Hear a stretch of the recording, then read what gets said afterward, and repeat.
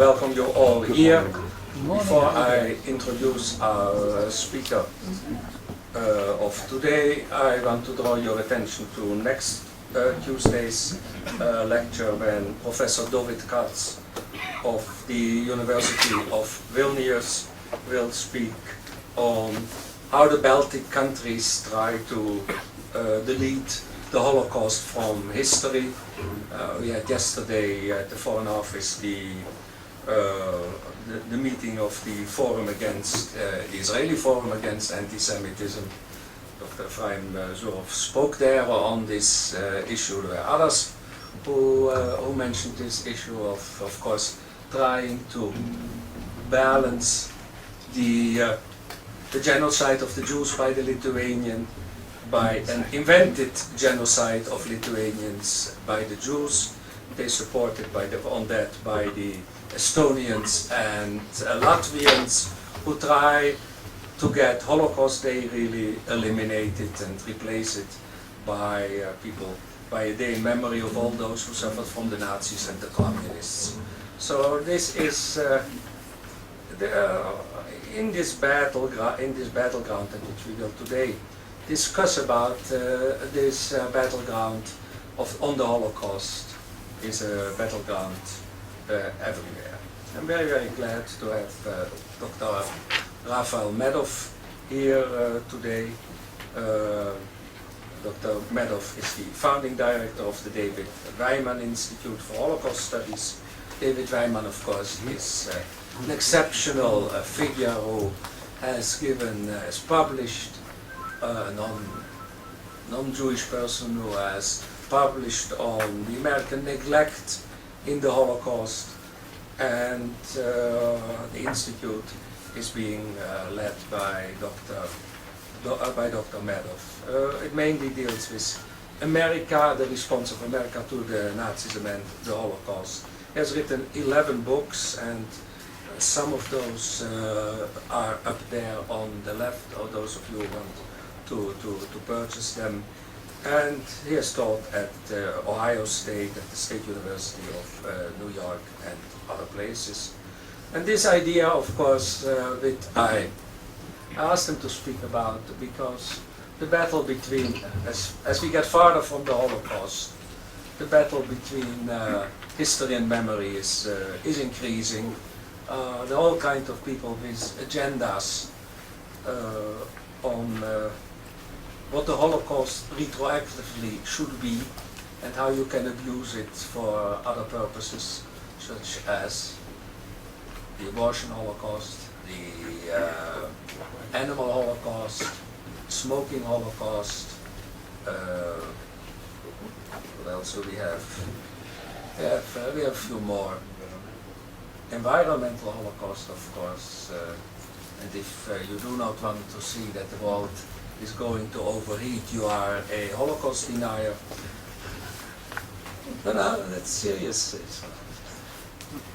So in this, it is very, very interesting to take today a look, and that's what Dr. Medoff will do. Okay, you take 3 museums. How do they look at the thing? What are their perspectives? What are the differences? And what does it mean? And what are they driven by? So.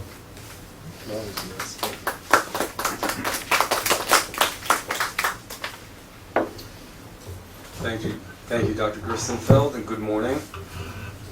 I very much appreciate the opportunity to join you here today and to address the Jerusalem Center for Public Affairs, whose work I have, of course, followed with great respect and admiration for many years.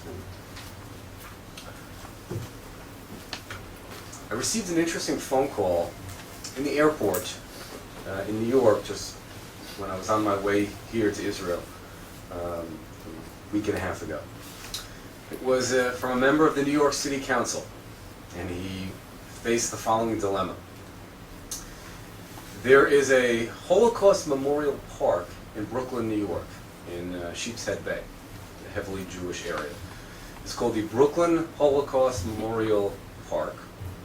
And it is in fact the first Holocaust commemorative site established in New York City. This goes back at least 20 or so years.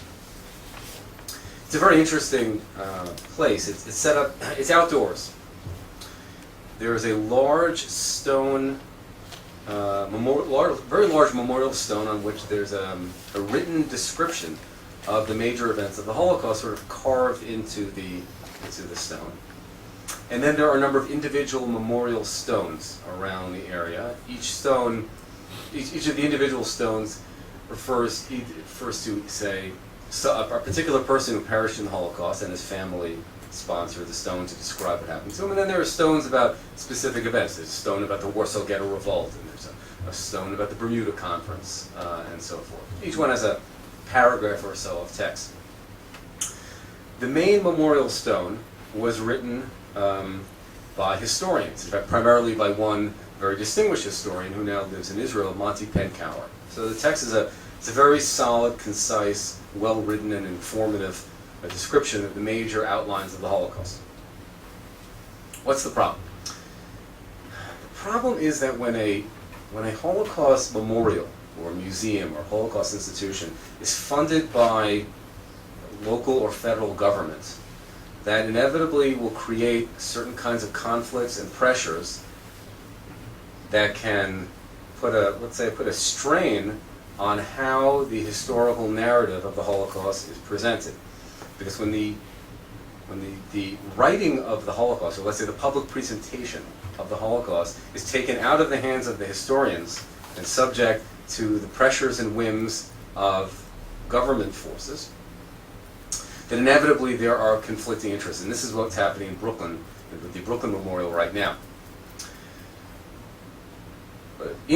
Local interest groups, and this is how the councilman described it to me, local interest groups, and specifically gay rights advocates, have been pressing the New York City Council to add a special memorial stone in the Brooklyn Park to emphasize that gays, and also Jehovah's Witnesses, Gypsies, the Roma, trade unionists, and other groups, aside from the Jews, were also victims of the Nazis, but more than just victims of the Nazis, that's obvious from the historical record, but that they were also victims of the Holocaust.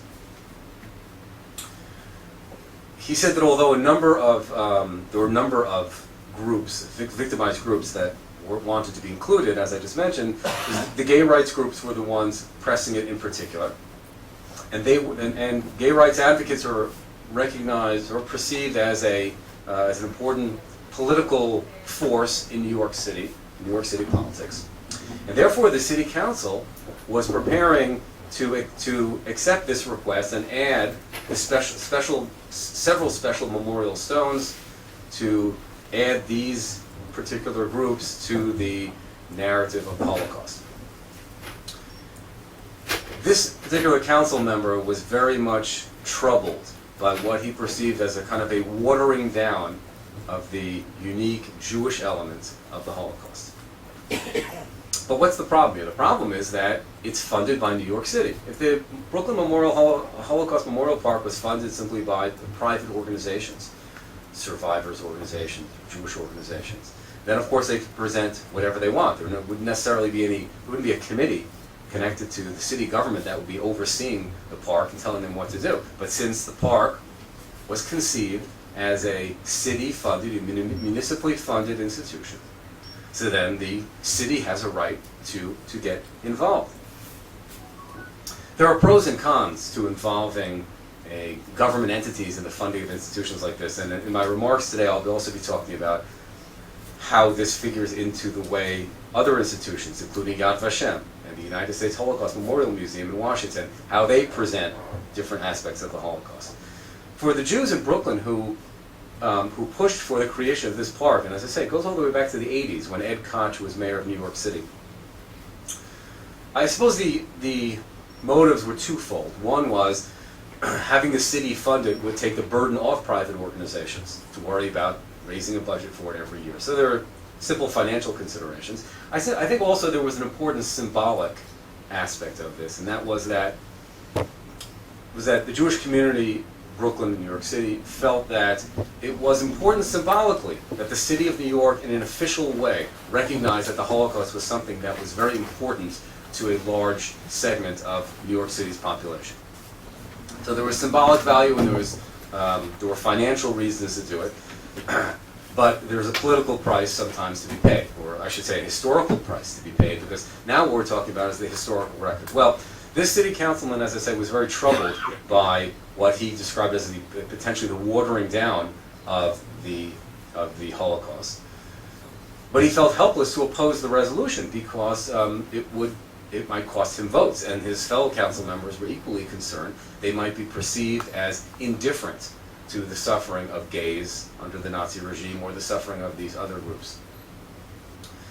And indeed, as this controversy has unfolded in the press, in the New York press over the last week, that's exactly what has happened. People who have criticized the proposed inclusion of these new memorial plaques have been accused of being indifferent to the suffering of non-Jews, various non-Jewish groups, or primarily non-Jewish groups, during the Holocaust. Clearly there's a quantitative and qualitative difference, an enormous difference between what Jews suffered and what Gypsies or Jehovah's Witnesses or gays suffered under the Nazis. Obviously the Hitler regime did not have a plan to catch and murder every homosexual or every Jehovah's Witness in Europe. And the number who suffered and the suffering they endured, while of course not minimizing it in the least, is not part of the Holocaust narrative as historians generally understand it and present it. There is a technical issue which may or may not ultimately prevent these new plaques from being put up, and that's something that the city councilmen are wrangling about. But the political problem that has now kind of exploded in the scene of New York Holocaust remembrance is something which is also an omen.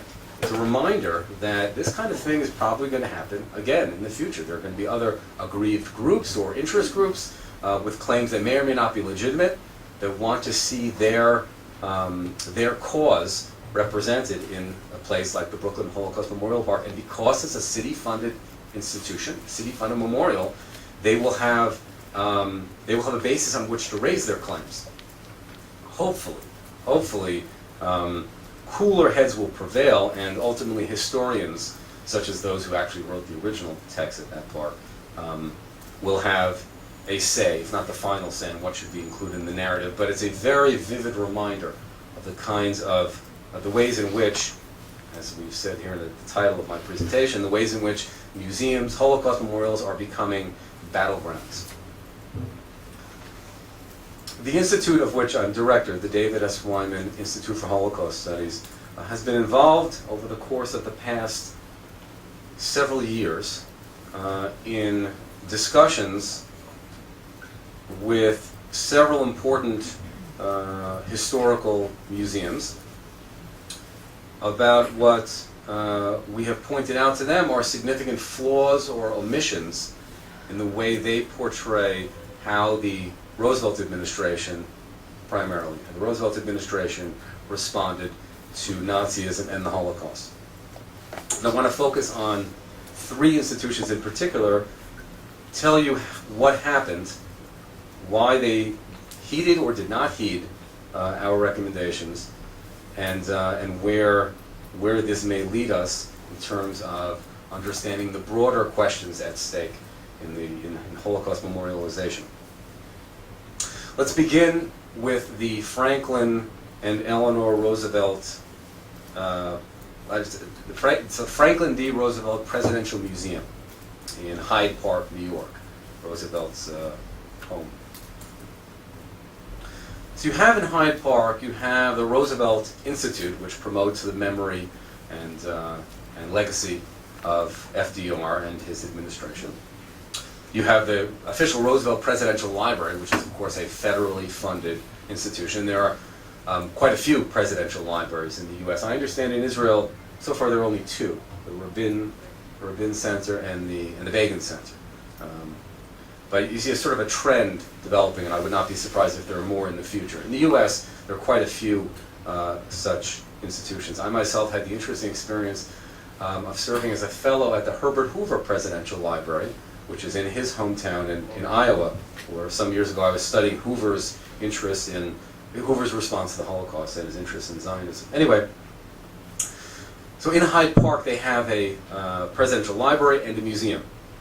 And the museum's text, the text of the various panels in the museum have clearly been created by strong defenders of President Roosevelt's record on every issue. It's not the kind of place where you're going to find very frank assessments of Roosevelt's record on both foreign policy and domestic issues. But I want to zero in specifically on the area of our interest, which is how the Roosevelt Library portrays Roosevelt's response to the Holocaust. Certainly one of the most important hot-button issues for those interested in the Holocaust and the American Jewish community is how Roosevelt responded and how a presidential library presents it. Now, as I said, as a presidential library promoting the legacy and in effect defending the record of their beloved subject, Franklin Delano Roosevelt, I suppose that we should not be surprised that the way Roosevelt's response to the Holocaust is presented is one of apologetics. I suppose it should not be surprising, yet on the other hand, again, it's a federally funded institution. Its purpose ultimately is not to be serve as an apologist for Roosevelt, but rather is being footed by the taxpayers who have a right to assume that the historical narrative is correct, that it has been written, vetted by credible historians who want to present the record truthfully. Sadly, that has not been the case. For a number of years, the text that's presented regarding Roosevelt's response to the Holocaust has been deeply flawed. And this came to our attention several years ago, and the Wyman Institute presented the curator and director of the FDR Museum with a letter signed by about 20 or so historians who have done research, who have written, who have published specifically on the question of the American response, of Roosevelt's response to the Holocaust. So this is a letter coming not from an institution with a political agenda or any partisan purpose. This is coming from historians who have actually done the work in the field. These are the people who have gone through Roosevelt's papers, who have examined the American response in detail, who have written and published on it in various scholarly venues. We pointed out two important flaws in their presentation. And I'm going to read you now the original paragraph that we zeroed in on. And there's a section at the museum called The Holocaust, a small section. It has in it a Sefer Torah that was rescued from, I believe, Czechoslovakia and presented to the president at some point. And there are several panels with text, and I'm going to read to you now the way the text stood at the beginning of this conference. Quote, during the 1930s, as many European Jews were looking for a safe haven from official anti-Semitism, members of the State Department enforced the bloodless immigration laws with cold rigidity. Let me pause here before I get to the next sentence, the next issue. It's an interesting way of putting it. Members of the State Department enforced the bloodless immigration laws with cold rigidity.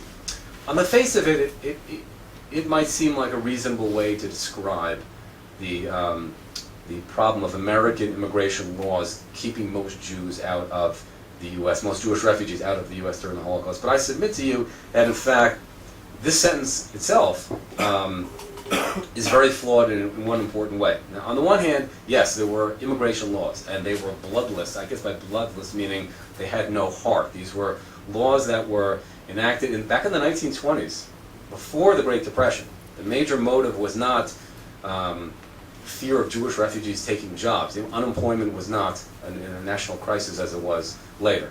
But in the 1920s, there was a surge of nativism, xenophobia, racism, and a desire in Congress and strong public support, a desire to reduce the number of Jewish refugees coming into America, and refugees in general coming into America, to reduce that to the bare minimum. But one of the interesting things about the quota laws, the immigration quotas that were established, is that although the quotas were small, and I'll just give you an example, the annual maximum quota from Germany was about 27,000 people. So that's the maximum number of German nationals who could immigrate to the U.S. in any one year. And of course, during the 1930s, the overwhelming majority of German nationals who wanted to come to America were German Jews fleeing Nazism. So that was the maximum number. But the fascinating thing to keep in mind is that that number was almost never reached. During the entire period from 1933 to 1945, it happened only one time. It was only 1 year in which the maximum 27,000 were allowed in. In a typical year, 2, 3, 5, 7, 8,000. A minority portion of those quota places were actually filled. The total number of unused quota places from Germany and then later from Axis-occupied countries was more than 300,000. So more than 300,000 Jewish refugees could have been taken into the U.S. during the Hitler years without changing the quota laws one iota. And even though the Roosevelt administration often would tell refugee advocates, there's nothing we can do about these quota laws. We can't tamper with them. We can't liberalize them. Congress won't stand for it. The public won't stand for it, which might have been true. But the truth, the complete truth is that hundreds of thousands could have been brought in without changing the immigration laws at all. The reason the numbers were kept so low is because the State Department, but it's not just the State Department as if it's some independent entity.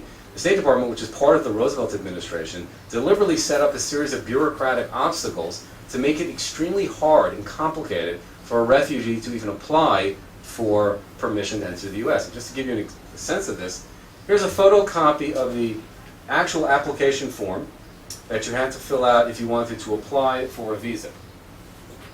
Look at this. You had to fill out 6 copies of this. Since most people didn't have photocopy machines, that meant doing it by hand. It had to be done in English. But clearly, this is a very daunting obstacle, and this is just the beginning.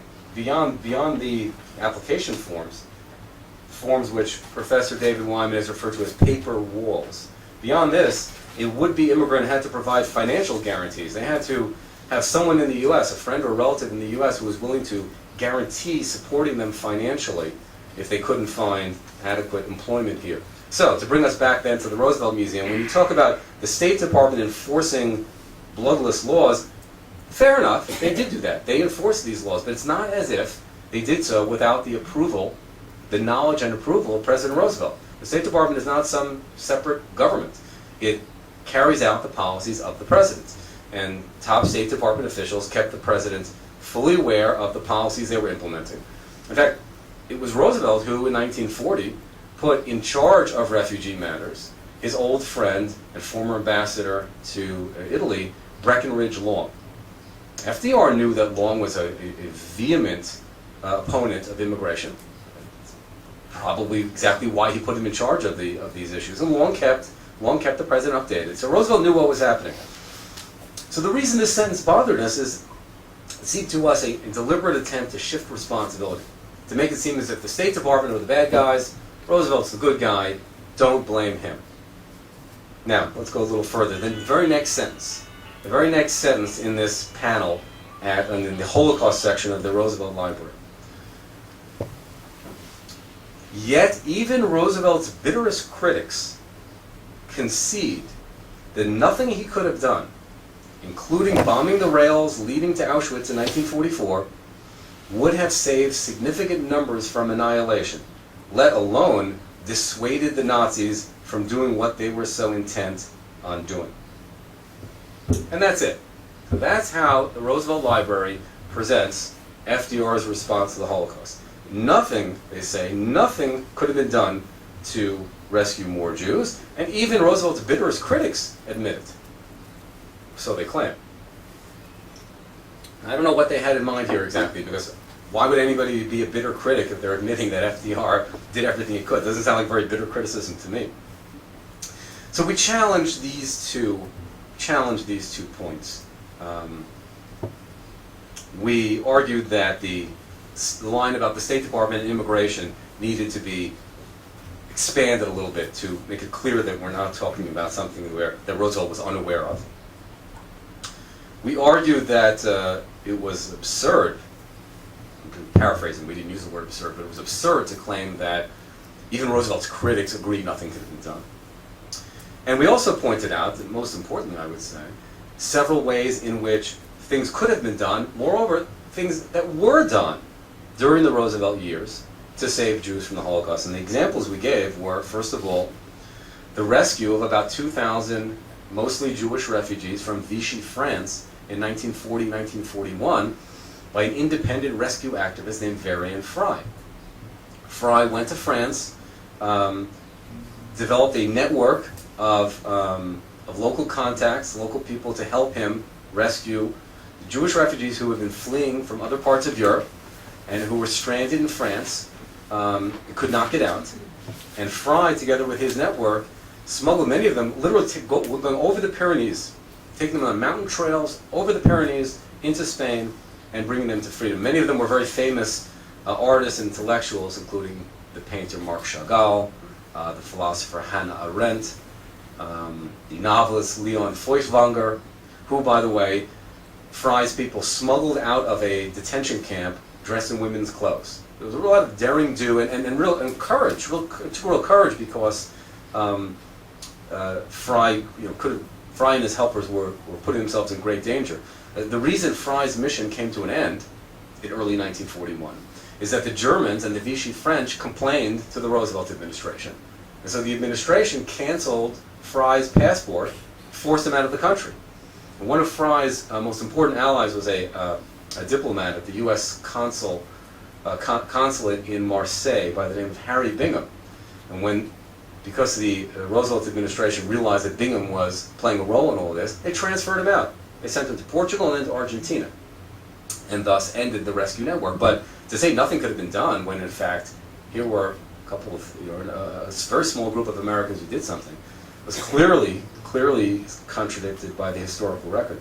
The other important example that we gave the FDR Library, we didn't have to give this to them, they know it because the documents are right there in their library, but what we pointed out to them was that in early 1944, Roosevelt himself, under tremendous pressure from Congress, from the Treasury Department, and from Jewish refugee advocates, established a government rescue agency called the War Refugee Board. FDR and his administration fought tooth and nail against the creation of this agency, but eventually, under tremendous political pressure, they established it. Well, this board was very poorly funded because FDR meant it really just as a gesture, an election year gesture to refugee advocates. It received almost no government funding. It's kind of a funny thing to say, actually, because since when does a government agency receive no government funding? But in this case, the War Refugee Board received more than 90% of its budget from the Joint and the World Jewish Congress. And yet, refugee advocates were correct in their expectation that if there was someone whose job was to save Jews, if you took that job, if you took the refugee issue out of the hands of the State Department, where they were not interested in saving Jews, created a new agency whose only purpose was to save Jews, they would find ways to save Jews. And just to give you an example of one of the things they did, emissaries of the War Refugee Board went into Sweden in the spring of 1944, and they found a businessman by the name of Raoul Wallenberg.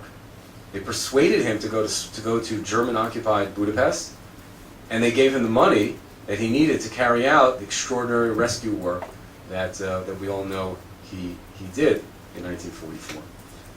His mission would not have been possible had there not been a War Refugee Board. So again, what this showed, what we argued to the Roosevelt Library, was that clearly there were things that could have been done, because there were things that were done. Well, the Roosevelt Library people, museum people, realized they had a problem on their hands because there were clearly inaccuracies in their portrayal of FDR's response. But the changes they were willing to make were the most minimal conceivable. Here's what they essentially did. They admitted that there was no basis to say even Roosevelt's bitterest critics agreed nothing could be done. Because that's a characterization of the opinions of contemporary historians, presumably that's who they're referring to. And it's simply not true. There's no way to support that sentence. I can't imagine where it came from, except that it undoubtedly came from Roosevelt partisans who just wanted everyone to just kind of, just accept their narrative and just sit down and shut up, basically. They want to establish the idea that there's a consensus. Everybody agrees that nothing could be done. Well, there simply is no such consensus.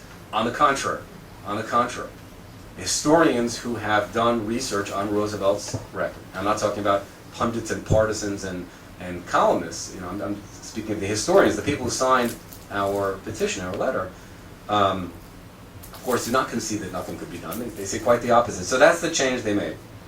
They cut that out, and here's how they reworded it. They wrote, and here's how it now reads.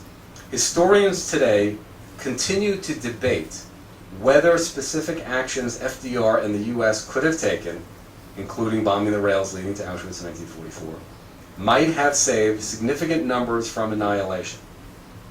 That's sort of a clever way, I think, to resolve this. I sort of have to respect their determination to weasel out of this with the most minimal damage to their cause. So now, instead of claiming that everyone agrees Roosevelt couldn't have done anything more, now they've got historians are debating whether anything more could have been done. It's technically true. Historians debate everything, and they'll be debating this for a long time.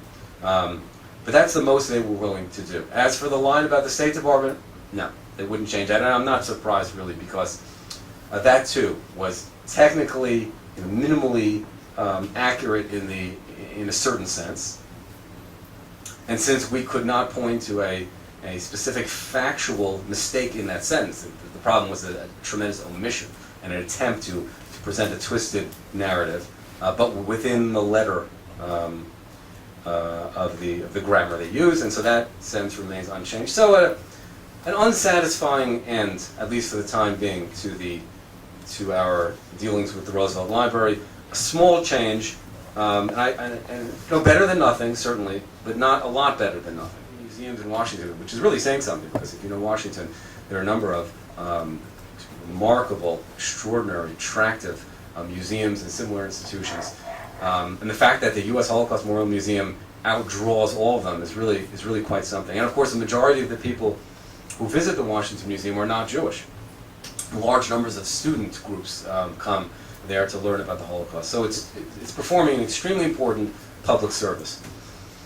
Now, when the Holocaust Memorial Museum was created, when it was being developed in the late 80s and early 1990s, they naturally faced the question of how to portray America's response. There's no way to simply talk about the perpetrators and the victims, not in Washington, not with all the scholarship that has been done in recent years on the American response.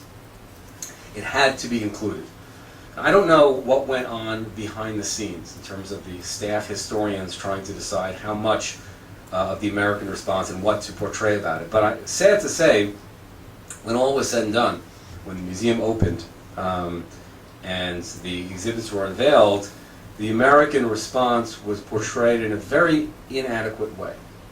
And I'm not speculating as to the motives of those who created the text and chose the panels and the exhibits. I don't know exactly which. There were a number of historians involved. Some of them are notable historians, some less so. They're a mixed bag. I don't know exactly how the consensus was reached behind the scenes on these specific issues, but I can tell you, I'll share with you some examples of ways in which the American response is not accurately portrayed. Varian Fray, who I mentioned earlier, who undertook this amazing mission in Vichy, France, Varian Fray is included, for example, in the Holocaust Museum. Briefly, he's not given the attention. He and his colleagues are not given the attention they deserve. But here's the very disturbing thing about the little Varian Fray section. The text does not explain why this rescue mission came to an end. It describes how Fray and his colleagues helped rescue a significant number of people, and it mentions a few of the celebrities who were famous artists, intellectuals who were rescued. And then it kind of stops. You don't know why Fray no longer rescued people. You wouldn't have the slightest idea that the Roosevelt administration deliberately halted Fray's mission. It's just not there. During the period of the mass murder of the Jews in Europe, there was an extremely important development that happened behind the scenes between the Treasury Department and the State Department, which I can't go into in great detail this morning because of time constraints, but I'll briefly summarize it because it's important in terms of understanding what the Washington Museum presents. What happened is a small group of officials, mostly not Jewish, in the Treasury Department, by accident discovered that the State Department had been suppressing news about the mass killings. In other words, receiving information but preventing it from getting out to the press. And that the State Department had been sabotaging, not just ignoring, but sabotaging opportunities to rescue large numbers of Jewish refugees within Europe. And sabotaging it because they did not want to have to deal with the burden of where to put tens of thousands or hundreds of thousands of Jewish refugees. We know this from internal State Department documents, that State Department officials referred to the prospect of refugees being rescued as a curse and a burden. There's one memo where one official says to another, there's a danger, is how I put it, a danger that Hitler might release a large number of Jews. And then the problem, of course, would have become, well, we don't want to bring them to America, and the British don't want to let them into mandatory Palestine. So it created a potential political headache. My most recent book, which as Dr. Roosevelt mentioned, is available for purchase afterwards on the table in the back, is about one of these Treasury Department officials, Josiah Du Bois. He was the key figure in terms of uncovering and exposing what the State Department was doing, which is why I call the book "Blowing the Whistle on Genocide." That's what he did. He blew the whistle on the State Department's response to the Nazi genocide. The story of how Du Bois and his colleagues discovered what they did and how they exposed it and how they confronted the State Department and ultimately confronted President Roosevelt was told in very, very brief, cursory fashion. There were a few paragraphs referring to it, but only in kind of a general way, and not at all conveying the sense that the Roosevelt administration was deliberately obstructing and rejecting opportunities to rescue Jews. So the real frank historical record on this issue was simply not there. The other important development that was happening at the same time, while these Treasury guys were clashing with the State Department, is that out on the street, so to speak, there was a Jewish activist group, what we might call a Jewish Political Action Committee, known as the Bergson Group, headed by Peter Bergson, real name Hillel Kook. He was the nephew of the chief rabbi of Eretz Israel, Rav Avraham Yitzhak Cohen Kook. Hillel Kook, Peter Bergson, had come to the U.S. In 1940, and he organized a series of rallies, newspaper ads, and lobbying in Congress to promote the idea that the U.S. government should rescue Jews from the Holocaust. So at the same time that Du Bois and his colleagues were pressuring from within the government, this Bergson Group was rallying public opinion and mobilizing Congress in support of rescue. The very same moment, really, the very same moment that Du Bois was preparing his report, his final devastating report exposing the State Department, at the very same time, the Bergson Group had convinced members of Congress to introduce a resolution urging Roosevelt to create a new government agency to rescue Jews, this War Refugee Board to which I alluded a little earlier. This created a tremendous amount of pressure and public attention on the rescue issue. Congress, for the first time during this entire period, was taking active interest in rescue. These Jewish activists were raising the issue and hitting hard with full-page newspaper ads in the New York Times and Washington Post elsewhere, pressuring the Roosevelt administration to rescue Jews. And at the same time, as I say, inside the government, these Treasury people were doing the same thing. So you had two important parallel tracks. A small number of righteous people within the Treasury Department, a small number of Jewish activists who had really mastered the art of making their issue, rescue, an issue of concern to a large number of Americans, and especially to members of Congress. And it was because of this pressure, this double-barreled pressure, that Roosevelt in early '44 created the War Refugee Board. Well, this whole story that I've just summarized for you in the last 5 minutes of how the War Refugee Board came to be created was essentially absent from the U.S. Holocaust Memorial Museum. There was a general description of the fact that the Treasury Department became interested in the issue, and then, we were told, Treasury Secretary Morgenthau went to President Roosevelt, and President Roosevelt agreed that there should be a new government agency to rescue the Jews. I'm not using the word whitewash, but it comes pretty close. It comes pretty close because Roosevelt emerged from that original description as the guy who, when it was brought to his attention, he immediately acted to save the Jews. Clearly, this is far from the truth. The Roosevelt administration fought tooth and nail against this congressional resolution urging creation of a rescue agency. They fought it and tried to stop it and used every tactic they could, and they ultimately failed because there was so much public pressure, congressional pressure that had been built up that the administration could not overcome it. The role of the Bergson Group is completely omitted from the narrative presented in the Washington Museum. Bergson, the group, their tactics, the pressure, simply did not exist in the text of the Washington Museum. And so in 2002, Professor Wyman and I approached the leaders of the Washington Museum, presented them with a copy of the galleys to our forthcoming book, A Race Against Death, which was the first scholarly work to deal with the Bergson Group. We wanted them to see the evidence, the new scholarship about the Bergson Group, and we made the case that this merits a change in the museum. And to our great satisfaction, we received a letter back from the chief curator saying, and I'll just summarize, saying, "You were right. The Bergson Group played a very important role in creating the War Refugee Board, and therefore deserves credit, in a sense, for the things that the board did, such as Raoul Wallenberg's mission and its other life-saving activities. And therefore, our exhibit does need to be corrected, and we will do so. Please bear in mind that changing the permanent exhibit is complicated, time-consuming, costly, so bear with us, and but it will be done." It was a very hopeful and positive response. And so we did. We were patient.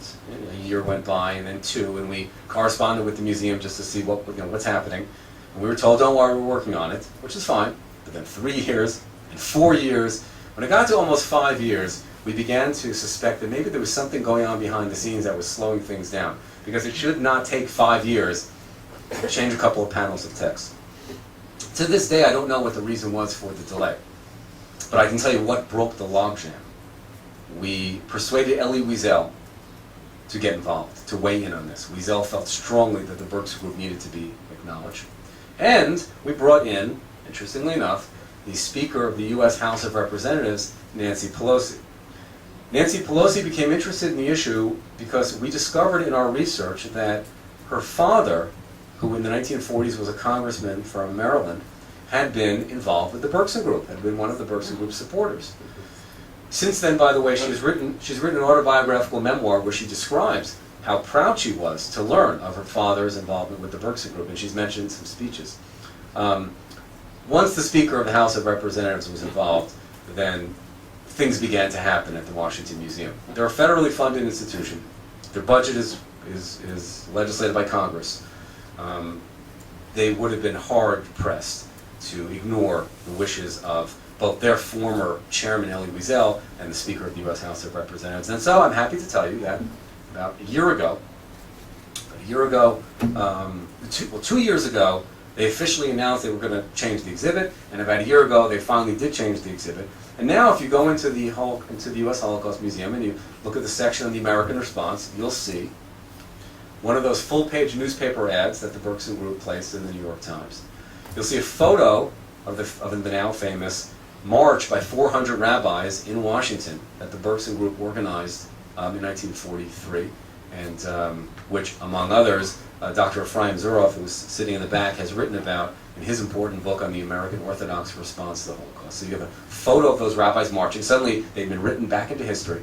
And the text was changed to reflect the fact that Josiah Du Bois and his group, and the Bergson Group, together that these were the forces that helped bring about the decision by Roosevelt to create the board. So it's a remarkable improvement, a slow but ultimately very appropriate response to new evidence being presented on a historical issue. But at the same time that I tell you about this happy ending, so to speak, I have to tell you that at the same time, there is another very deeply flawed aspect of the Washington Museum's presentation of the U.S. response, and that concerns the failure to bomb Auschwitz. When the museum was first created, there was included in it a photograph related to the failure to bomb Auschwitz, one of those aerial photos taken by U.S. planes that flew over the Auschwitz area in 1944. And there was text, similar to actually to what Yad Vashem has on this subject. There was a text panel describing how Jewish leaders asked the Roosevelt administration to bomb Auschwitz, but the administration declined to do so. I'm summarizing it, but that's essentially what it said, and it was accurate. Well, in 1995,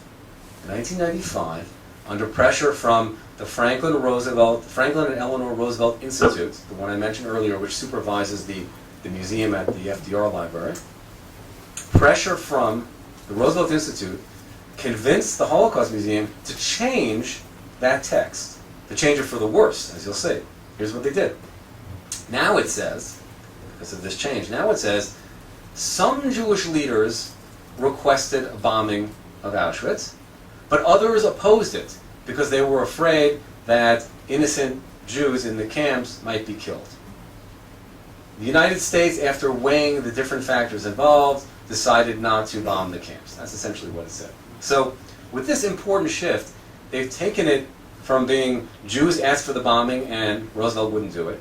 Now it's essentially saying the Jews themselves are all divided. Some Jewish leaders wanted it, some Jewish leaders didn't want it. In effect, how can you blame FDR? The Jews themselves can't agree on whether or not it would have been a good idea. The truth is very, very far from that description. Here's the truth. The truth is, there was one official of one Jewish organization.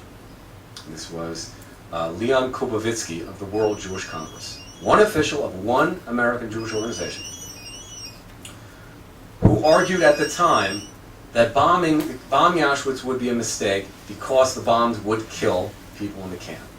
And therefore, he wrote letters to U.S. government officials urging them to send in ground forces to attack Auschwitz, which is really so far beyond the possibility of actually coming about.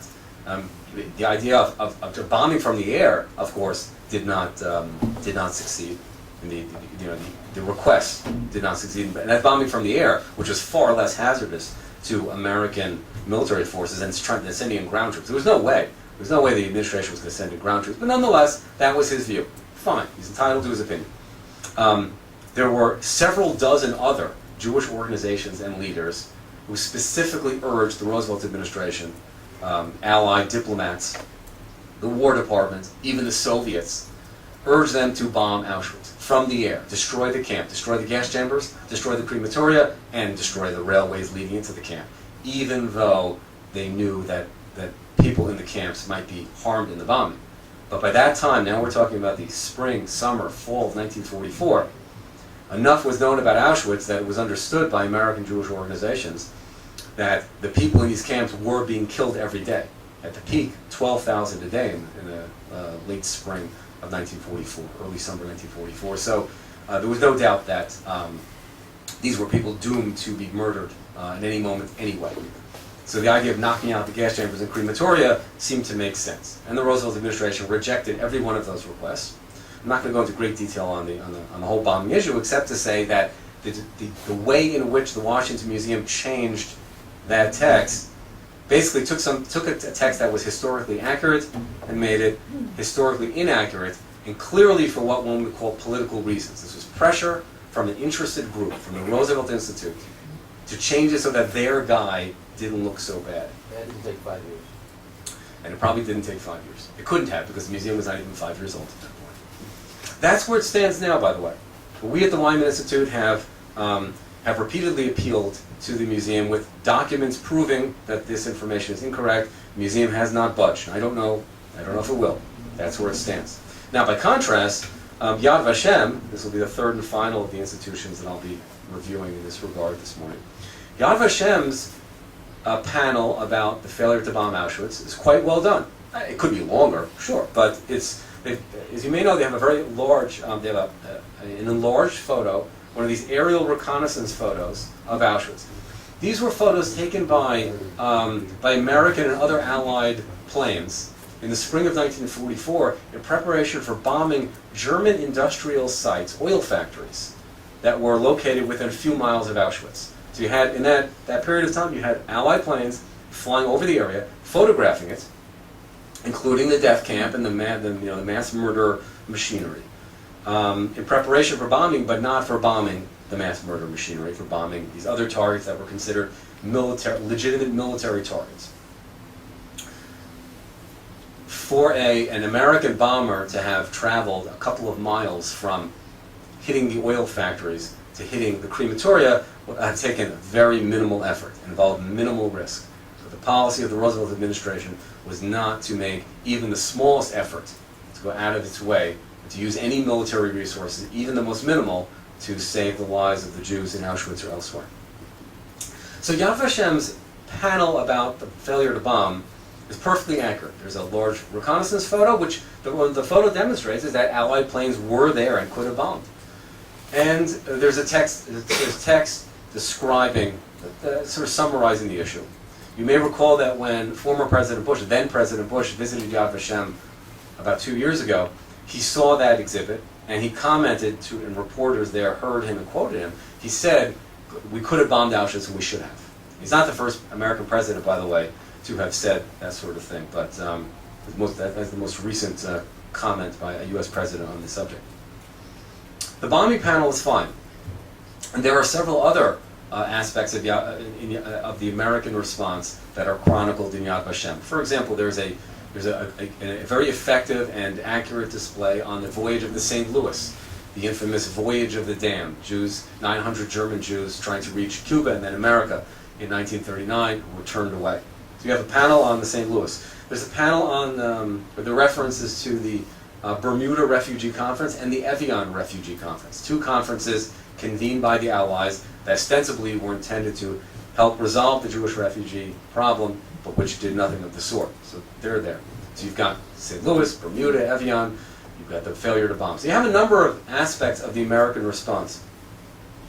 And I make this point because here's what happened. After the Washington Museum changed their exhibit to include recognition of the Bergson Group, our institute then approached Yad Vashem to do likewise. And Yad Vashem's response, and now I'm referring to private meetings that Professor Wyman and I held with top officials at Yad Vashem over the course of the last year or so. The response, surprisingly, was, we don't talk about the American response. We focus on the perpetrators, the Germans and their collaborators, and the victims. Perpetrators and victims, not the bystanders. There are a lot of ways that Yad Vashem could have responded to our request. This was not what I expected, because having personally visited Yad Vashem very shortly before our first meeting with its leaders, I had seen all of these exhibits, the panels and the text I just mentioned. The St. Louis, Bermuda, Evian, bombing Auschwitz. So the American response is covered. It's not a major part of the museum, understandably, but it's there. So our argument was, if you're going to present aspects of the American abandonment of the Jews, as you should, and as it does correctly, you also need to include the response of those Americans, the minority of Americans, the dissidents, the activists, who did promote rescue, and who ultimately forced Roosevelt to change rescue policy. And who changed it in a significant way. And I say that because historians who have analyzed what the War Refugee Board actually achieved calculate that the board played a central role in the rescue of more than 200,000 Jews. I think even Fray, who rescued 2,000 Jews, should be in Yad Vashem and every museum. So if you're talking about people who helped bring about the rescue of over 200,000, clearly they deserve some acknowledgement in an institution as important as Yad Vashem. And yet that's the position that Yad Vashem has taken, and to which they adhere to this day.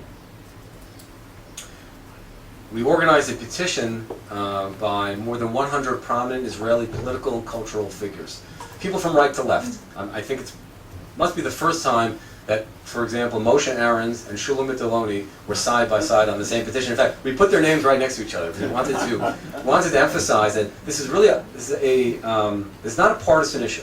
This is not coming from the left. It's not coming from the right. There really is a consensus. It's a consensus among historians. And there's an emerging consensus among the public that this is a slice of history that needs to be put back in the pie. It needs to be included in any chronicle of the Holocaust. That petition obviously was not sufficiently impressive, and a little earlier this year we did a second petition, this time by 400 rabbis,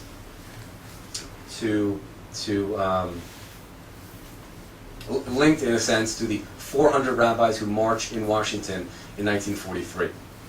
They marched to the White House to plead with Roosevelt for rescue. Roosevelt refused to meet with them. And so in commemorating, in a sense, that march, we mobilized 400 rabbis, mostly from America, but also from other countries, to sign a petition urging recognition of the rabbis' march and the other activities of the Bergson Group. The petition attracted a lot of interesting signatories, leaders of Reform, Conservative, Orthodox, and Reconstructionist movements. And the most interesting signatory of all, I would say, Roosevelt's own great-grandson, who was a Reconstructionist rabbi in Vermont. There's a trace of the Roosevelt family lineage, and there's at some point somebody marries a Jewish woman, and her son was raised in some kind of a Jewish environment, and he embraced Reconstructionist Judaism, studied for its rabbinate, became an ordained rabbi, has a pulpit in Vermont, and he signed this petition calling for recognition of those who were at odds with his great-grandfather. Is his name Roosevelt? His name's not Roosevelt, it's Boediger.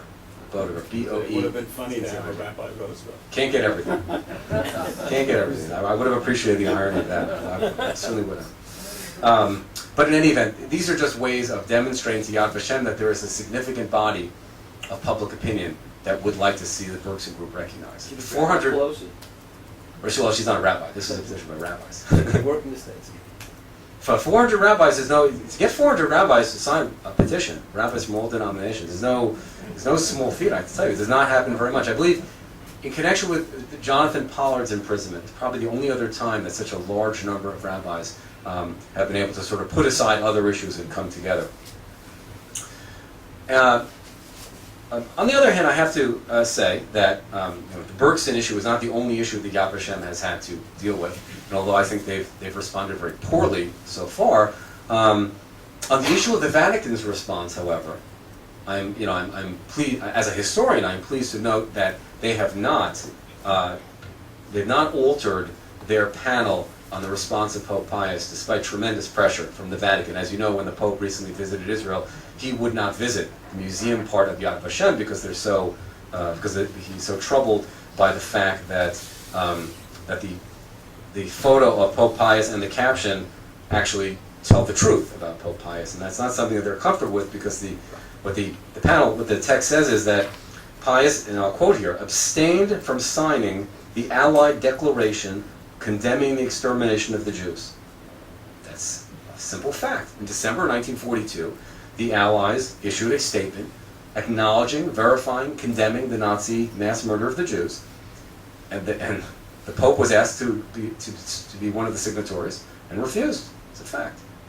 The defenders of Pope Pius will argue that shortly after that, in his famous Christmas broadcast, that he did speak out for the Jews, but let me quote to you from what he said about the Jews in his Christmas broadcast. He said, hundreds of thousands of persons who, without any fault on their part, sometimes only because of their nationality or descent, have been consigned to death or a slow decline.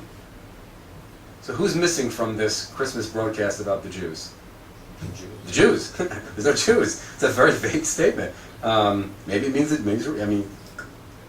undoubtedly he was referring to the Jews, but doing it so in such a vague way that it could be easily missed. And just to illustrate how easily it was missed, the New York Times had a front page news article reporting on this Christmas message, And the headline was not Pope assails persecution of the Jews. The headline was Pope assails peril of godless state. The speech was largely about the dangers of godlessness, and the New York Times correctly understood this to be his main point. And so the plight of the Jews was peripheral to this whole to the Vatican's message, to the Pope's message. And that's approximately where things stand. Yad Vashem hopefully will remain true to the historical record with regards to the Vatican, and one hopes will recognize the importance to the historical narrative of including those who spoke out, such as the Bergson Group. Hopefully, with time, the powers that be at Yad Vashem will recognize what the U.S. Holocaust Memorial Museum recognized. That is, that museums, Holocaust museums, should not be battlegrounds.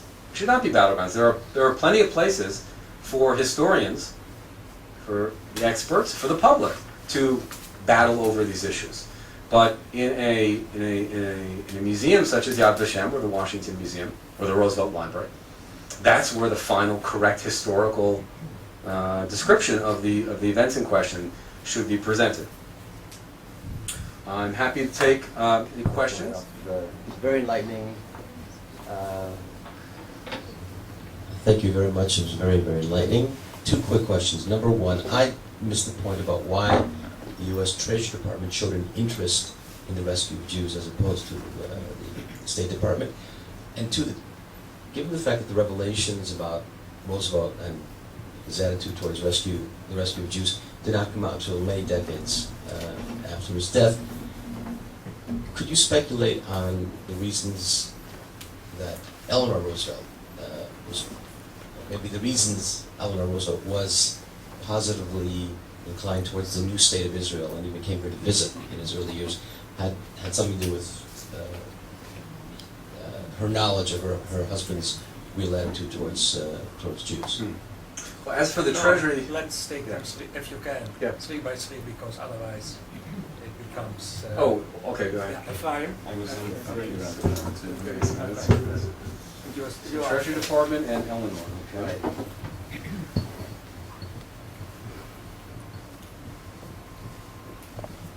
Okay. Okay, Yes. over here, Rafi. Oh, sorry.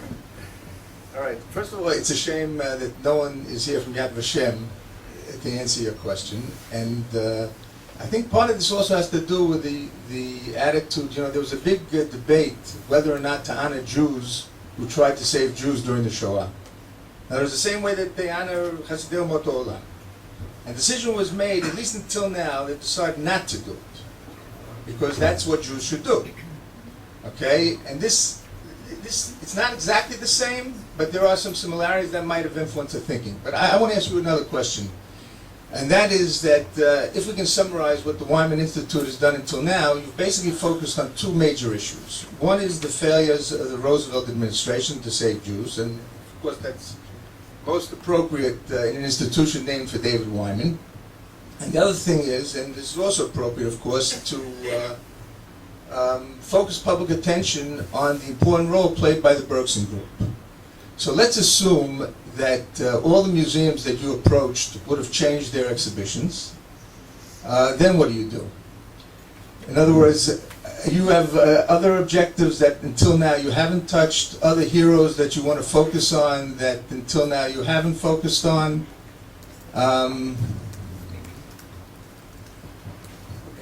Isa? Sure.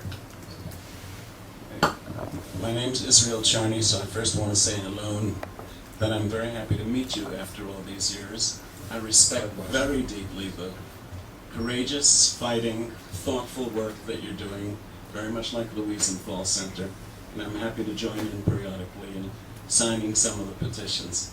And now I'm going to respectfully disagree with your opening thesis. I have always stood for inclusion of all victim peoples in our history and recognition memorials of the Holocaust. I do so on the basis of the belief in the justice of it. I also think that it is in our favor insofar as we want to preserve a long-range memorial of the Holocaust. and not push other people away. On Shabbat, I make my kiddush, kibanu v'charta, im kol ha'amim, v'hamevin yavin. But I think I'd like to give an illustration of my position by going to Yerevan, Armenia. That's not a question. Well, my question is, can we not, thank you for the correction, aren't we going to lose a great deal by playing a position which cuts off the natural protest and desire for recognition of other people? And now I'll tell my story from Yerevan. Many of you may not know that in the Armenian genocide there were several other victim groups, totaling huge numbers, 1 to 2 million. They are the Assyrians, who were often murdered right alongside the Armenians. They are the Yazidi, who are a non-Christian population, who figured in a major suicide bombing in Iraq a few months ago, and they are the Greeks. I was in Yerevan at a conference, 40 scholars, round table. A distinguished Armenian historian brought up a proposal to recognize the co-victims. There was an immediate roar of response. 20 of us were for it, 20. It was the end of the world. I saw happy, decent people losing themselves in apoplexy. A few days later, I went to the Armenian Memorial and Museum, there Yad Vashem, and the director said, listen, would you please go up and greet a crowd that is gathered upstairs? Who were they? It was a huge crowd recognizing, commemorating the genocide of the Greeks at the Armenian Yad Vashem at their invitation. Gave my greetings, came down to the director, and I said, you know, this is amazing. I've seen blood spilled on this issue. He said, they don't know. They're just involved in the politics. We have specialists here at our museum studying the genocides of the other people. Come have some Armenian brandy. Okay, let me start with the last question. And let me emphasize that, first of all, I have the deepest sympathy, of course, for all the victims of Nazism, all the various groups that want to have more representation at the Brooklyn Holocaust site. But the question, I guess, is, if you're a victim of Nazism, does that mean you are a victim of the Holocaust? And it's an important distinction. Here's why. The Nazis persecuted a lot of people. It was everybody who was beaten up by a mob of stormtroopers, or tortured in a detention camp, or persecuted in any way. Should they all be included under the heading of the Holocaust? I think that's really the issue at stake at the Brooklyn Holocaust Memorial Park. My point in bringing up that, in beginning that way, was not to take a position on what the park should do, but just to illustrate the kinds of political and other pressures that are necessarily going to arise when these kinds of institutions are funded by governments. I also think it's extremely important to study and to recognize the genocide of the Armenians.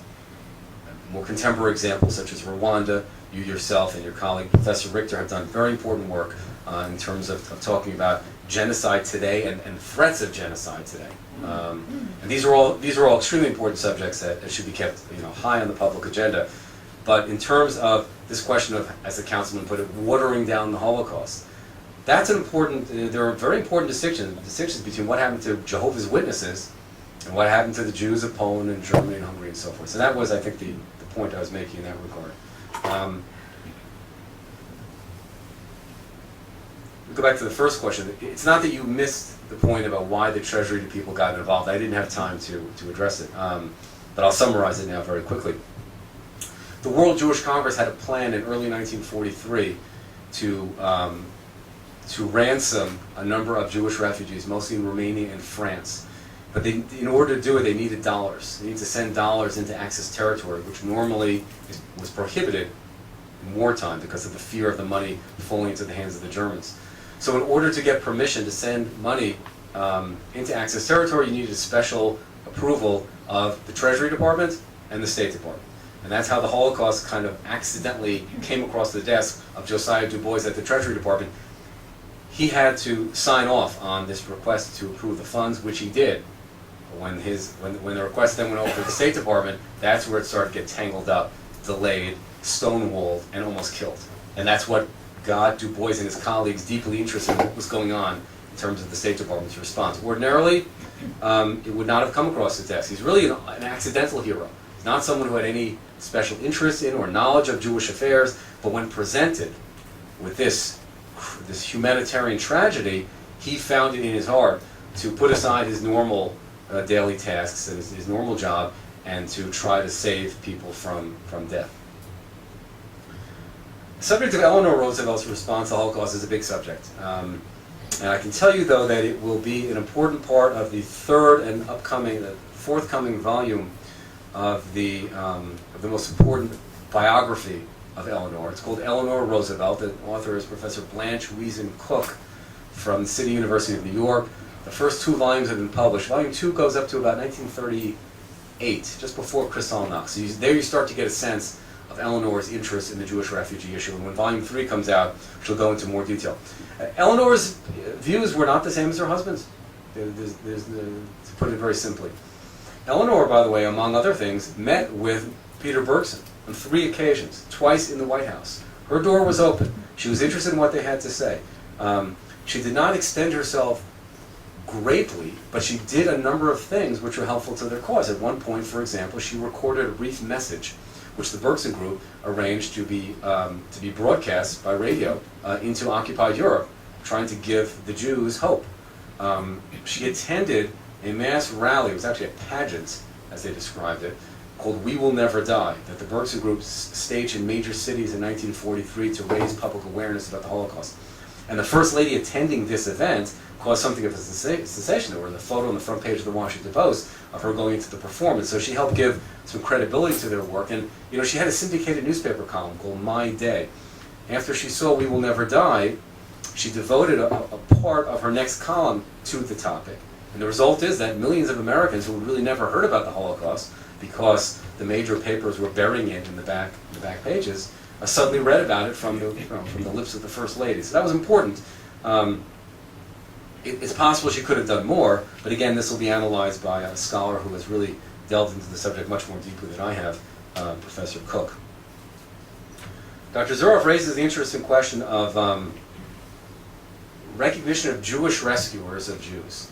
We all know the Yad Vashem has an important section recognizing Gentiles, righteous Gentiles who rescued Jews. What I would say, though, is that I would argue that the Bergson Group does not really fall into the category of Jewish rescuers of Jews, even though the leaders of the Bergson Group were obviously Jews, the small leadership team. The fact is, it was constructed, it was developed as an ecumenical organization, as a coalition for rescue. The Bergson Group was not part of the organized Jewish community. They were not a member of, let's say, the American Zionist Emergency Council, which was the umbrella group for all the American Zionist groups. They were not part of the American Jewish Conference, which was another umbrella group of Jewish groups in those days. They didn't want to be part of the Jewish community because they recognized that the key to bringing about rescue was to mobilize non-Jews, demonstrate to the White House and to the administration that non-Jewish America was interested in this problem. And so when you look at, for example, the Bergson Group's newspaper ads, they're filled with the names of prominent political figures, non-Jews, political figures, cultural figures, writers, intellectuals, and other non-Jews who were taking an interest in rescue because of the activities of the Bergson Group. So I would argue they don't really fall into this category. If this were the issue, if Yad Vashem were to say, we don't recognize, we're not going to deal with Jewish rescuers of Jews, my response would be, this was an ecumenical effort. This is not just Jews caring about other Jews. The remarkable thing is prominent non-Jews taking an interest. The Bergson Group's biggest supporters in Congress were not the Jewish members of Congress or the Jewish senators. With a few exceptions, the Jewish members of Congress responded rather poorly to the Holocaust. But the biggest, their most important allies in Congress were people like Senator Elbert Thomas, a Mormon from Utah, Senator William Langer from North Dakota, Senator Guy Gillette from Iowa. These are all states where there were very small Jewish communities. And Professor Wyman, in an interview with Hillel Koch many years after the war, said to him, it seems kind of ironic or unusual. Why is it that precisely these senators from states like Utah and North Dakota and Iowa where there were very few Jews, how did they become your biggest supporters? And Cook gave the following interesting response. He said, a senator from Utah or Iowa didn't have many Jewish constituents. There wasn't much of a Jewish community, so you didn't have any of the mainstream large Jewish organizations locally. So therefore, when the Bergson Group came along to Senator Thomas and said, would you support rescue of the Jews, Senator Thomas didn't have the local leaders of the American Jewish Congress whispering in his ear, these Bergson guys are a bunch of radicals and troublemakers, stay away from them, which is what happened in cases of members of Congress from New York and Pennsylvania and elsewhere. So interestingly, he built up this coalition of non-Jewish members of Congress from remote states in the Midwest and Far West, who just looked at the Jewish refugees' plight strictly on the merits of the issue as a humanitarian issue. Dr. Zuroff has also raised an interesting question. What would the Wyman Institute do if we actually won all these battles? The truth is that there's a lot to be done.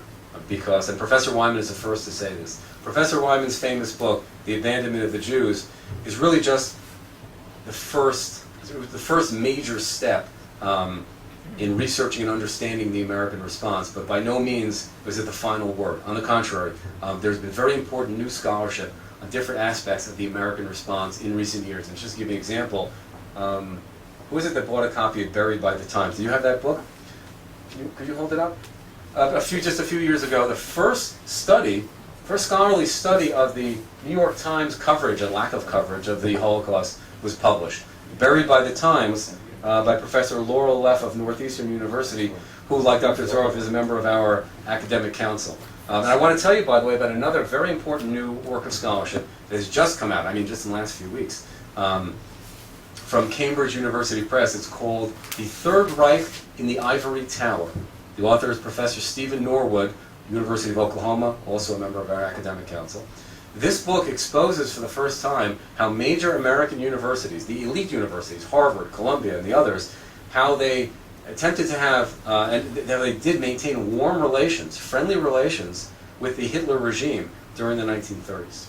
It's a stunning book, very high quality scholarship, and I'm sure you're going to be hearing about it because it reveals a whole dark side to the history of the American academic community. So the answer is there's a lot of work going on in the field. We ourselves, the Wyman Institute, are now engaged in a project dealing with African American supporters of the Bergson Group.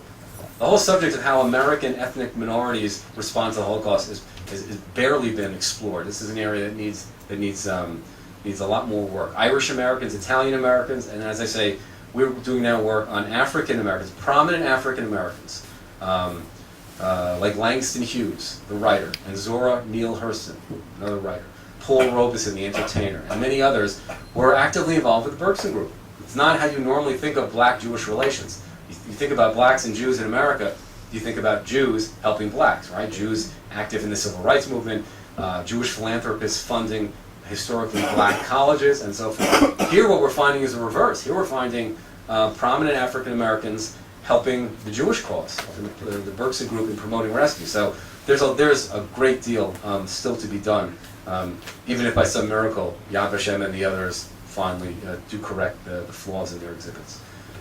I believe I've covered all the questions. We go to second round, Dr. Sarah Schmidt, after that Dr. Avner Falk.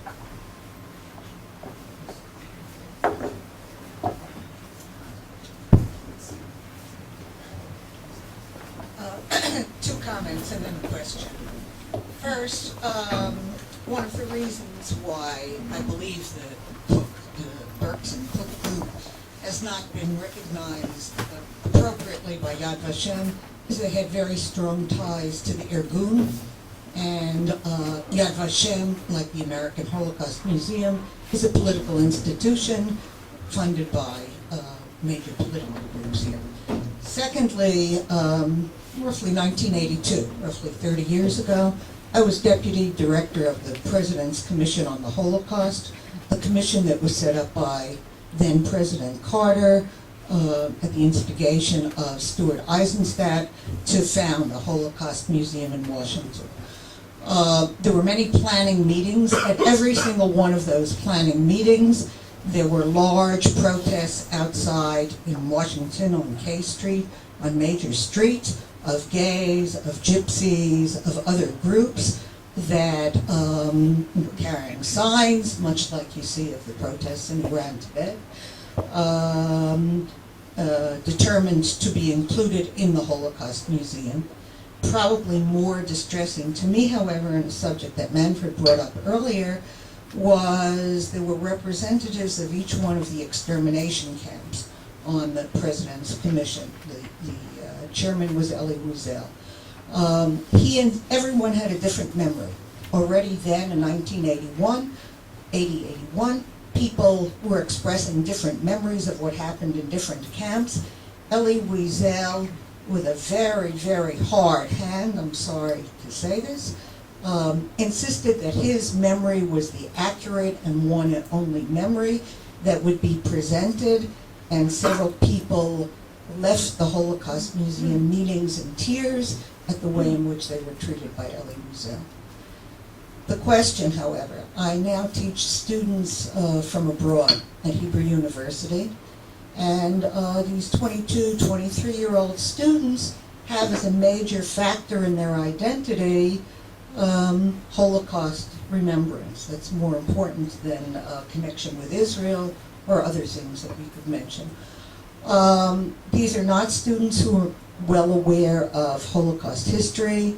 They are not people like their grandparents who might have shared in the guilt at not doing more. Why do you think that Holocaust identity, Holocaust memory has become such a central identity factor among young American Jews today, if you have an opinion? After that, Hannah, you go. Thank you. First, I want to congratulate you on both on your lecture and on your activism and your historical research, although one might think that perhaps there might be a conflict between being a historian and being an activist at the same time, because then there's a problem of objectivity of the historian, which of course is a question in itself, but I don't want to go into this. I want to follow up on what my friend and colleague Israel Charny was saying before. I don't know if you noticed that, but when you mentioned this, when you showed us this huge form for the visa application, you said that the Jews who had to fill it out had to also have a sponsor in the United States who would vouch for supporting them economically if they could not find employment here. You used the word here. Now, we're not in the United States here, we're here in Israel. The point I'm trying to make is that history may be in the eye of the beholder. In other words, when the Turkish state, for example, denies the Armenian Holocaust, the Armenian genocide rather, it does so because it is unable, politically, psychologically, historically, or whichever way you look at it, it is just too painful for it to acknowledge that the Turks committed a genocide against the Armenians. In the same way, in France, for example, when they use the word négationnisme in France, they mean specifically the denial of the Holocaust and not anything else, even though the word negationism could have meant anything else. They also use the word Shoah. They don't use the word Holocaust, they use the word Shoah. This is very important, I think. So all these examples I'm giving in order to try to explain why, for example, the Roosevelt Library and the Roosevelt people would want this not to be mentioned, that Roosevelt abandoned the Jews or would not save the Jews. It is natural. It is too painful for them to do so, just as it is too painful for Holocaust deniers to acknowledge the horrors, the unspeakable horrors, the unimaginable things that the Nazis did to the Jews, so they are almost psychologically forced for their own psychological reasons to deny the Holocaust. So there are psychological reasons behind all of these things. Thank you very much. Hannah? I'd like to thank you very much. 1 second, the next. I'd like to thank you very much. I do appreciate everything that you've written that I've read. My question actually was posed by the first speaker. I was interested in Eleanor Roosevelt's reaction. She's always been pictured as such a humanitarian, and I wondered what some of her husband's ideas were in conjunction with hers or opposed to. So I thank you.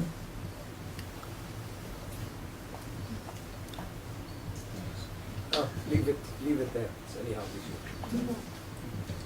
Okay, we take this round. The question of the centrality of the Holocaust and the identity of young American Jews or young Jews in general is not something that I've studied. So I don't want to pretend to offer an authoritative opinion on this. I assume that there are a variety of reasons. I don't know how central it is. I have not even looked at it closely enough to automatically agree that it has become a central factor. Surveys show that it is. Right. So perhaps surveys. Right. Perhaps surveys indicate that. I'm not disputing that. I'm just saying it's not something that I've looked at in detail. I don't think it's a bad thing in this sense. But to the extent that it's true, I don't think it's a bad thing. I do not assume that if a young person is interested in or cares about the Holocaust, that means that they will not take an interest in Israel or Judaism or whatever. I think all these issues are so intertwined that even if a young person's Jewish connection begins with something related to the Holocaust, I would not assume it will end there, and I would expect that surveys would show, if you track these things over a number of years, that interest in the Holocaust ultimately would help lead many young people towards interest in other more positive areas. Well, I haven't studied it, so I don't want to pretend to be an expert on it, but just from my personal experience, anecdotal, things of former students of mine and so forth, I found that the Holocaust, even if it seems central, it was not necessarily an exclusive issue in which the only Jewish thing they cared about was the Holocaust. Because as you say, it would be almost inexplicable that their parents were not survivors, they had no personal connection, it almost wouldn't even make any sense. So to me, it strikes me as more of a curiosity, because it's an important part of history that they do have a connection to, but I think it would lead to curiosity about other aspects as well. I mean, time will tell, I suppose, but that's just my instinctive reaction. As to your other comment, I don't assume that the issue of the Bergson Group's Irgun connections have anything to do with any of this. In the 1950s, perhaps. 1950s, maybe, there were still plenty of Israelis, let us say, who were associated with the Irgun's rivals and who resented Cook and the others because they had been connected to the Irgun. But I would not think that at this stage, in the year 2009, there are many people who really are still so wrapped up in those old, revisionist versus labor battles that would be a factor. During the period of the Holocaust years, from 41 to 45, when the Bergson Group was active, they didn't go around calling themselves the Irgun, by the way, although they had been sent to the U.S. originally as Irgun Shlichim. They were not pushing any Irgun line. They formed an independent political action committee, which was not involved with the Irgun or advocating for the Irgun anyway. And in any event, the Irgun was largely inactive during that period anyway. That was the period of the Irgun's truce with the British. So it wasn't really a factor at the time. Opposition to the Bergson Group then was not because of the Irgun. And I don't see any evidence that there's a connection today in terms of attitudes towards the Bergson Group.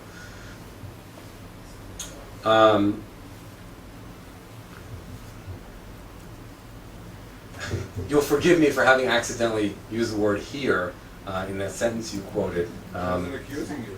No, I understand, but it's my 5th lecture, I think, in 7 days. So if there's an occasional slip, you'll understand. I wouldn't read too much into it. You may very well be right that there are different psychological reasons that help explain the attitudes of a lot of the players in this drama. I'm sure that's true. I would not agree, though, with your statement that history is in the eye of the beholder. I think I understand what your point is, that all the various beholders see it differently. People have different perspectives, but that does not mean that as historians we cannot look at it objectively and come to a consensus among those who have studied the issues and recognize what the historical facts are. Yes, you may be right. It's not surprising that the Roosevelt Library, the Roosevelt Museum, wants to present things in a certain way, but when you present something which is objectively is a twisting of the historical record, then you've gone beyond the bounds. It's not just legitimate historical interpretation, it's actually a manipulation of the facts which contravenes all the basic rules of scholarship that serious historians are supposed to abide by. As for Eleanor Roosevelt, let me just add one anecdote about Eleanor, in addition to what I said about her before. This week is the 70th anniversary of the voyage of the end of the voyage of the St. Louis. This was the week that the St. Louis was sailing back to Europe, having been turned away from the U.S. and Cuba. the Roosevelt administration turned down the request to allow the passengers to St. Louis to land. At about the same time, and not coincidentally, there was a debate in Congress and among the public about a legislation that would have permitted 20,000 German refugee children, Jewish children, to come to the U.S. outside the quota system. Eleanor wanted to support the bill, and she sent a note to FDR, who was vacationing, will you agree to support this? And he wrote back to her, and this is one of the very few, I think this is the only written response we have from FDR about this bill. It's called the Wagner-Rogers bill. And he wrote her back a little note and said, you can support it if you want.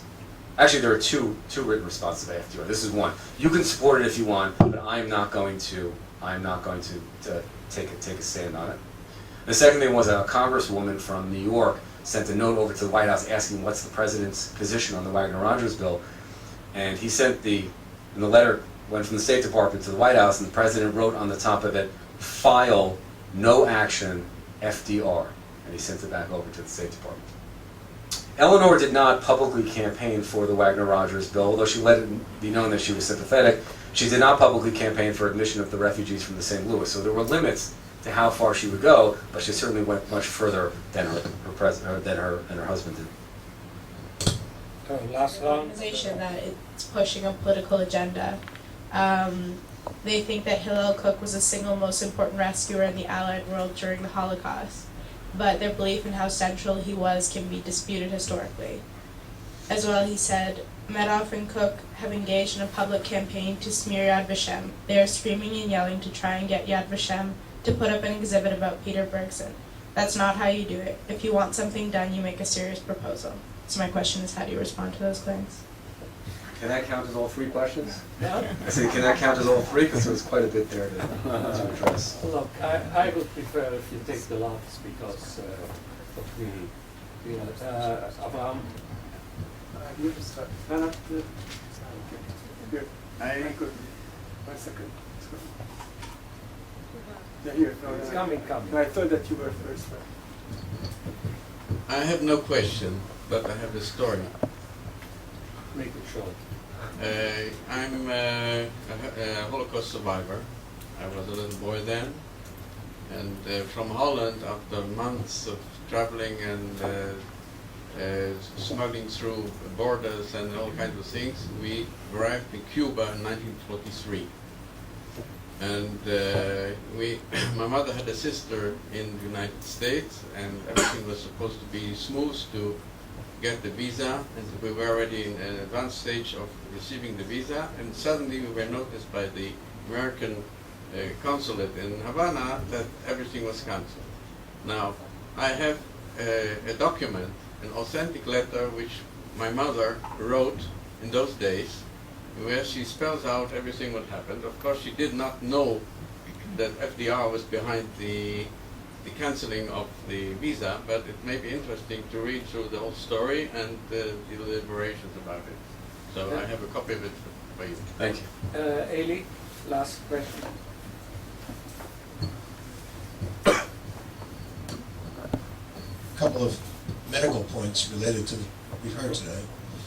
Eleanor died misdiagnosed as having leukemia.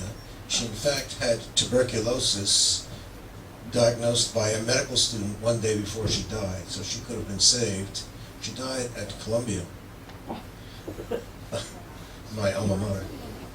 The other point is that Columbia and Harvard were both academic strongholds for promoting eugenics, which provided some of the pseudo-scientific rationale for the restrictive immigration policies of the United States back in the 1920s. So we should keep that note in mind.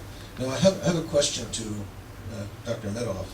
We've been in touch in the past, and I must say I admire the workings of a really elegant historical lecture today.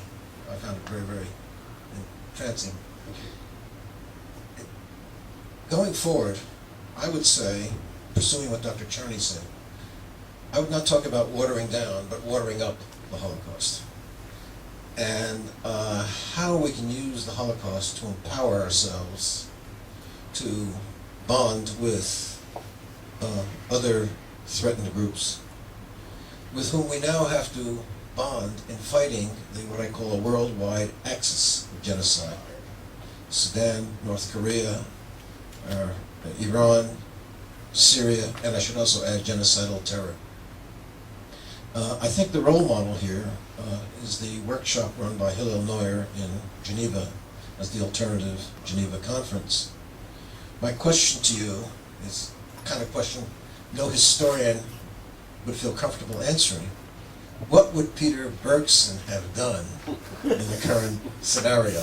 Would he have joined with us in our group to prosecute Ahmadinejad for incitement to genocide and also to form the kind of alliances with other victim groups, the way he formed alliances with non-Jewish groups in the United States?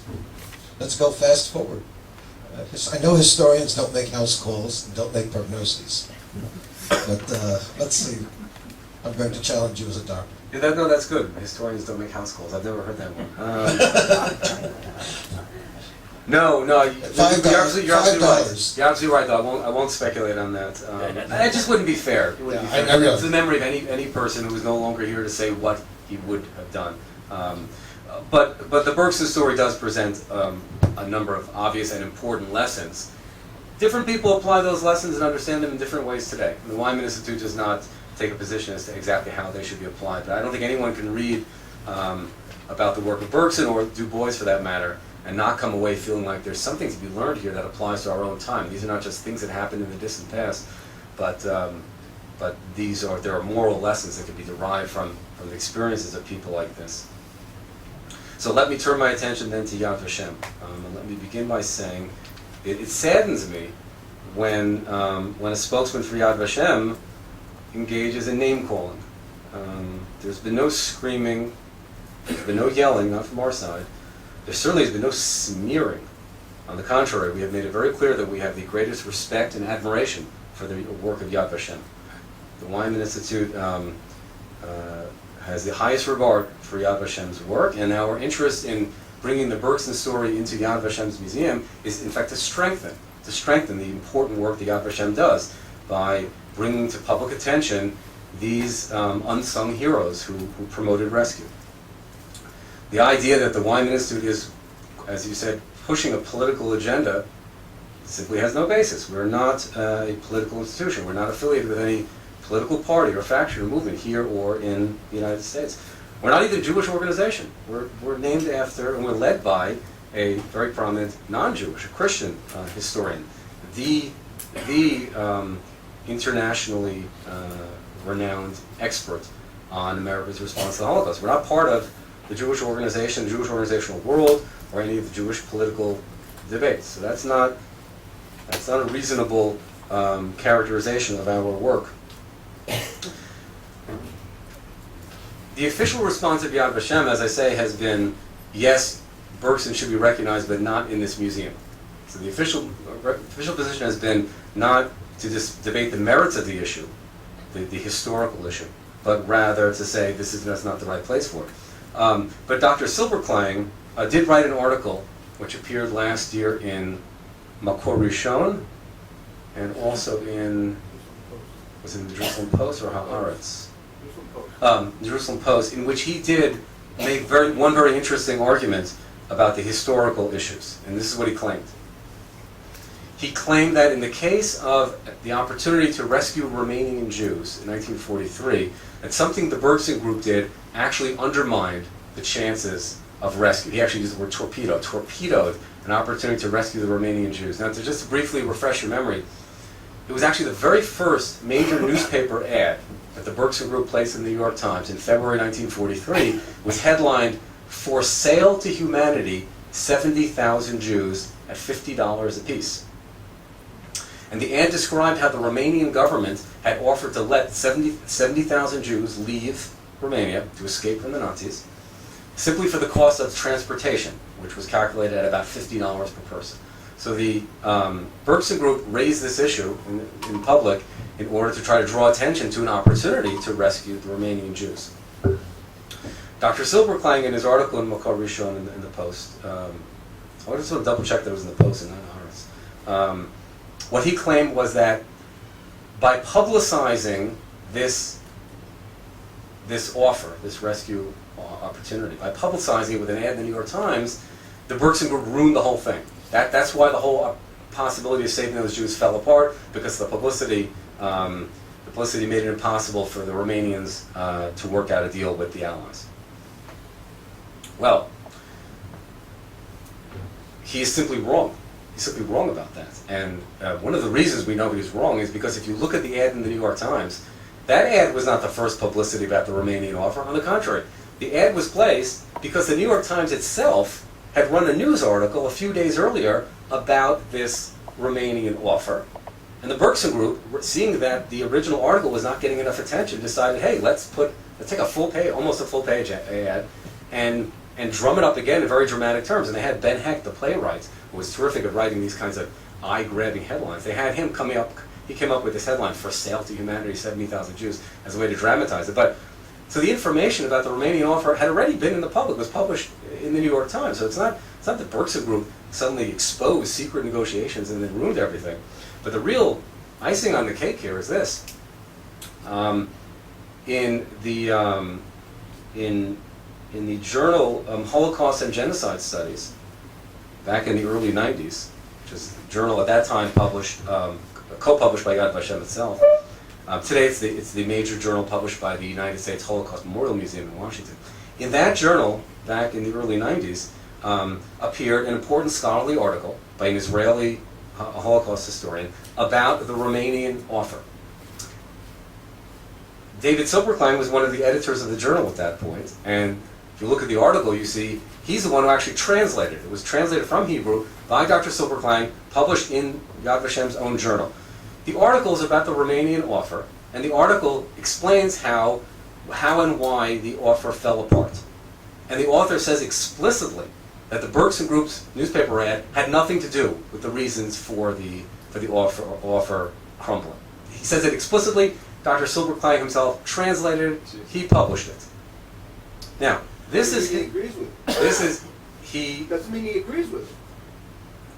Nonetheless, it was recognized as an important, legitimate piece of scholarship. It's one thing you can disagree on a matter of historical interpretation, but this work of scholarship brought forth quoted documents showing that there were other reasons having to do with German opposition which stopped the Romanian offer, and that this newspaper ad, which again, a newspaper ad that appeared after the whole thing had already come out in public through the New York Times, that this ad and the Bergson Group were not to blame for it. The article was not written as a defense of the Bergson Group. The article was an analysis of why the Romanian offer fell apart, and presented conclusions which obviously the Yad Vashem scholars believed was a legitimate piece of scholarship, or they wouldn't have published it. It's just ironic that Dr. Silberklang translated it. I'm not saying therefore he subscribes to it.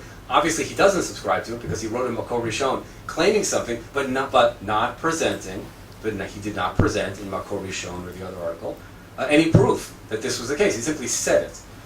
But there's a certain contradiction here, because on the one hand he's saying that the Bergson Group did achieve a great deal, and that the only question is how central was its role. Well, this is an interesting nuance, but I don't know how central you have to be in order to be recognized for having achieved something significant. But certainly it is wrong to claim without presenting documentation that any group sabotaged the opportunity to rescue Jewish lives. Because that's a very serious accusation. That's suggesting that many people could have been saved, but these reckless militants, foolishly, because they wanted to have an ad in the New York Times, that they foolishly jeopardized innocent lives. It's a very serious accusation, and you have to have documentation to back it up. And the scholarship that's been done on the subject, as I say, shows exactly the opposite. The article's from the It was an Aretz, right? Aretz and Makor Rishon. Okay. Well, thank you so much for this excellent lecture. We hope to see you next week at Professor Katz's lecture. You can register with Thomas if you don't want to send an email.